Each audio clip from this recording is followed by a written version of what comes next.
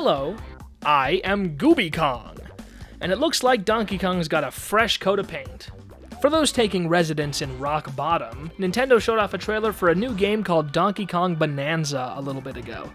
Not sure how soon this video will be from then, so just know it's been like a week, maybe. We caught a glimpse of this new Donkey Kong design from the initial Mario Kart World trailer, and there was a brief spark of controversy over it. Then the Donkey Kong Bonanza trailer came out, and there was quite a bit of contention regarding DK's change in appearance. Now, me personally, I don't get the distaste. I've seen some people make videos strictly saying why this design is better than the old DK design, and some otherwise, but I, for one, would like to see more of where these DK deniers are coming from, because helping me understand where the improvements come from could help them understand. So, I did a lot of scouring over social media to try and zero in on their issue or issues with the new design and address their concerns, as well as try and show off why I feel the original DK design sort of falls short compared to this new one. But before we get started, I want to clarify something. For the rest of this video, this is Rare Kong, and this is Bonanza Kong. Rare, Bonanza. Rare, Bonanza. We got that? Good. Let's begin. From what I can tell, it feels like there's one big issue a lot of people have with Bonanza Kong. He's lost his tough guy aspect. The Rare Kong looks goofy, sure, but was still capable of being formidable and competent. Somebody that's actually capable of being a villain to Mario, like the old times. People think Bonanza Kong is far too goofy, though, and they feel like they're going to miss out on Donkey Kong having more serious moments. Because when I think of serious, stoic characters, I think of this.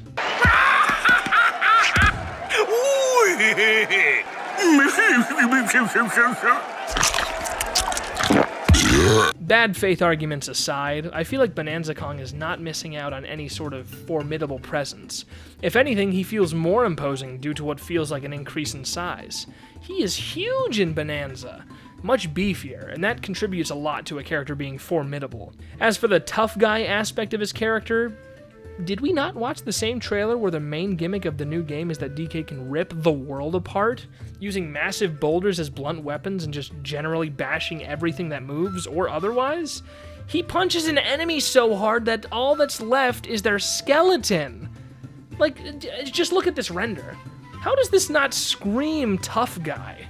Bonanza Kong can still look formidable, it's just not his default anymore like Rare Kong.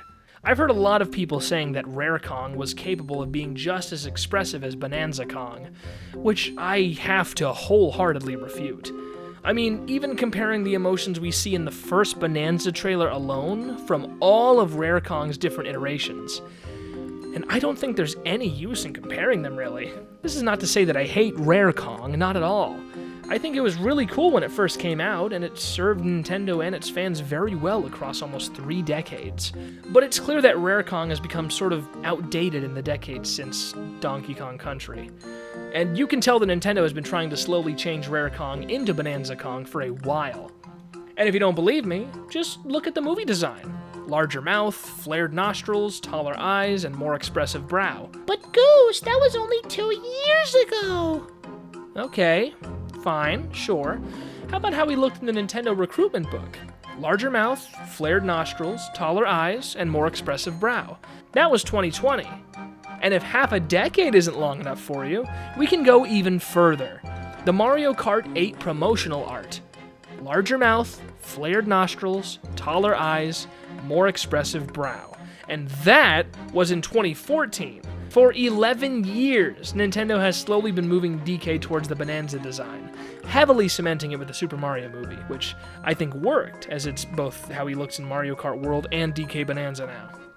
Again, reiterating, I don't dislike Rare Kong. I think it's really good, not even that far off from Bonanza Kong, really. There's only one real issue Rare Kong has, and if they had done something about it, I wouldn't have seen any reason to update the design in the first place.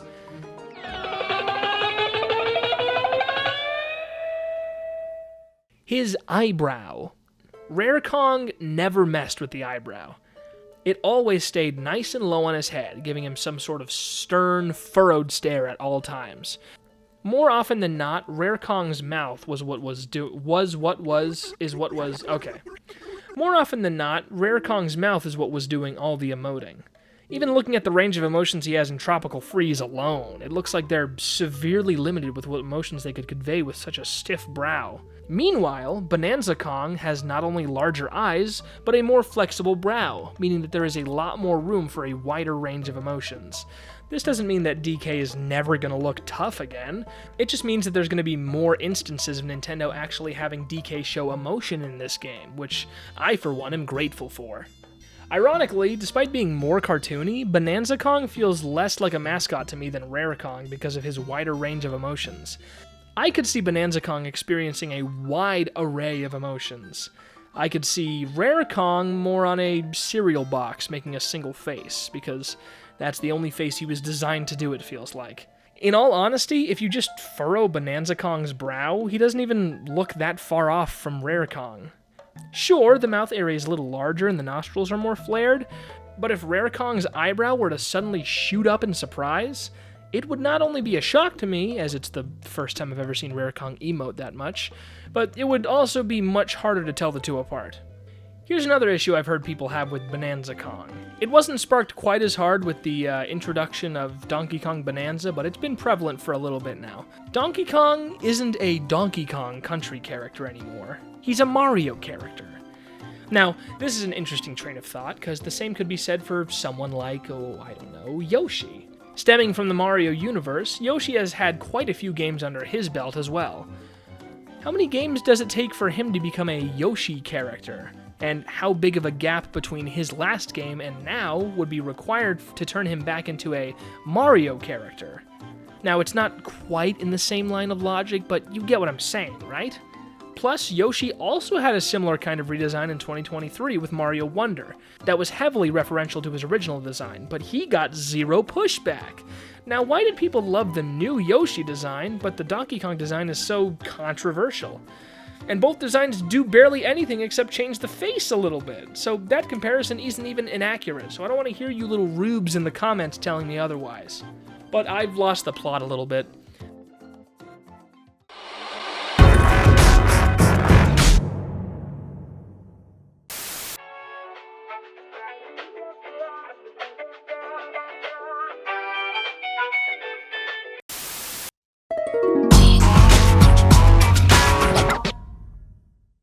This claim of Donkey Kong being a Mario character instead of a Donkey Kong character is certainly a strange claim to make, only a few days after a brand new Donkey Kong game is announced. Now, I will admit, this game does seem to share some DNA to Mario Odyssey, because it's seemingly being developed by the team behind that game, although I cannot confirm. However, same developer does not mean same game in the slightest. I mean, just look at these two games. Do you think these two are similar at all? Wait. Disclaimer, this was a joke. Do not come after me. I have no qualms with Souls games. Thank you.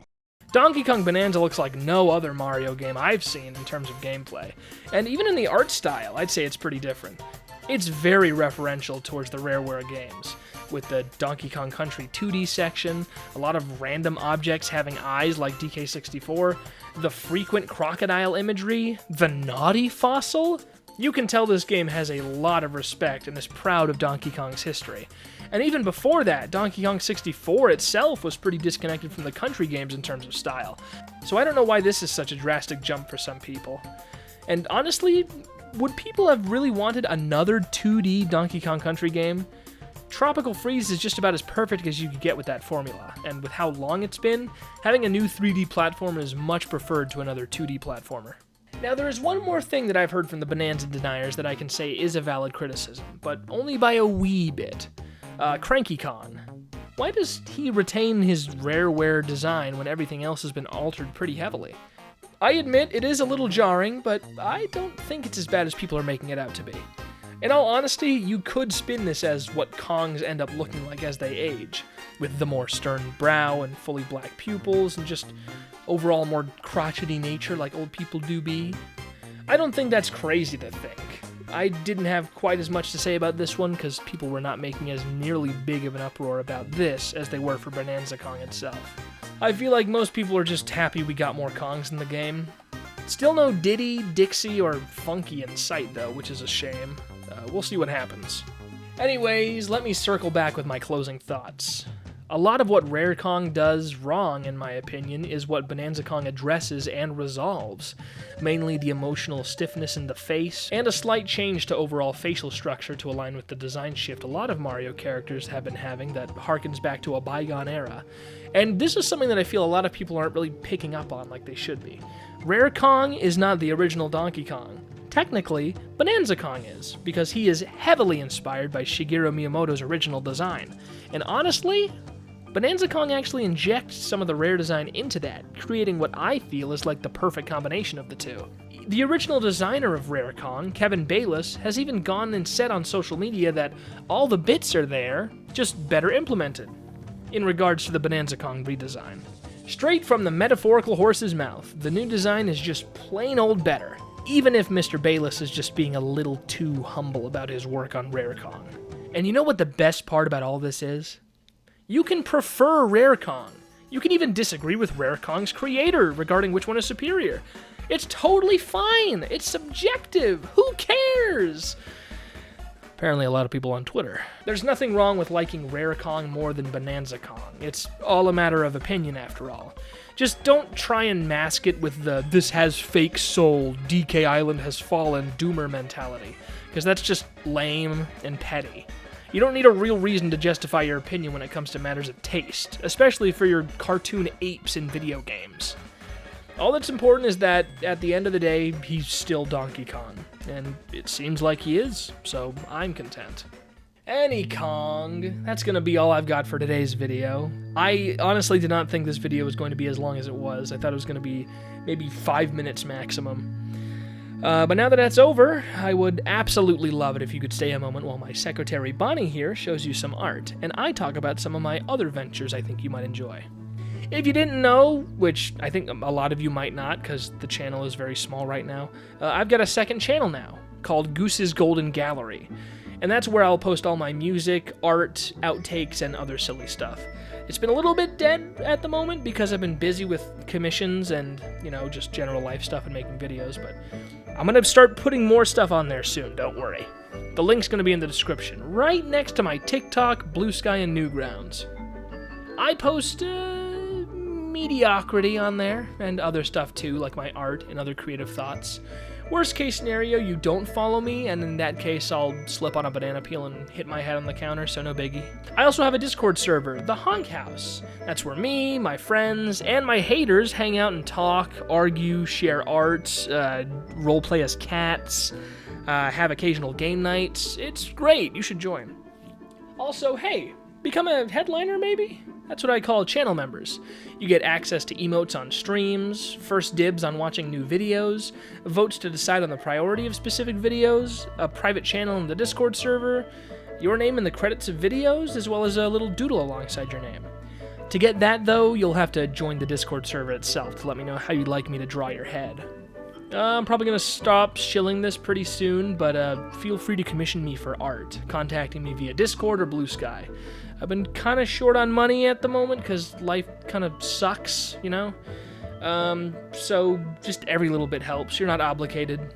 Finally, if you have any fan art of me you'd like to share, be sure to tag me in it on social media or post it in my channel at my Discord server, and I'll put it at the end of my videos, with credit, of course. Alright, that's the end of the line for today, so it's time for everybody to hop off. My name is Goose. I thank you very much for watching. And, this just happened, while I was writing the script. Who the hell is this Kid Pauline character? Leak alert! Okay, bye!